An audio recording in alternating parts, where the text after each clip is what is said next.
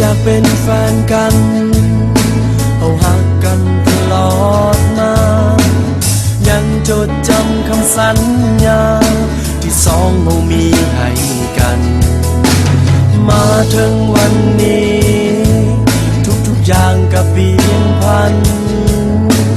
คำสัญญาที่เคยให้กันเจ้ากับลืมมันได้ลงเฮาหักกันนานเท่าใดเจ้ายังอยากทิ้งไปแต่กับเขาที่เป็นคนใหม่เจ้านั้นยินยอมมอบใจถ้าเป็นคนดีแล้วเจ้าบ่หาเจ้าบ่สนใจหรือต้องการให้เป็นคนหลายใจวันนี้เจ้าจึงจะวนคืนมาและคอยควรทำอย่างใดเป็นคนหลายใจเจ้าอาจกลับมาหากันเหมื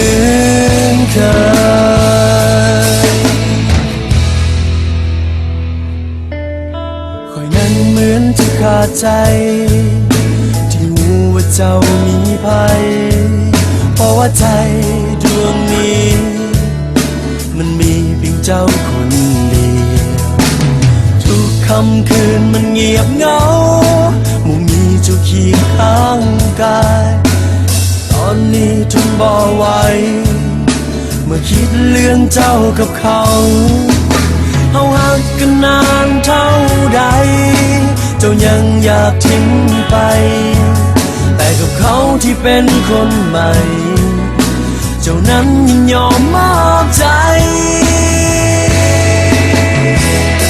ถ้าเป็นคนดีแล้วเจ้าบ่หา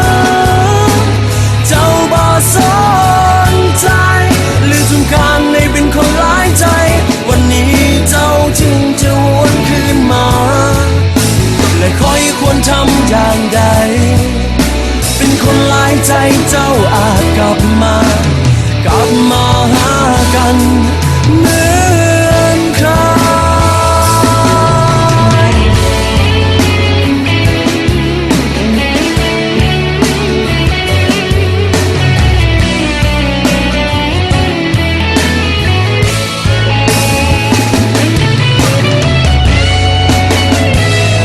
ถ้าเป็นคนดีแล้วเจ้าบ่หา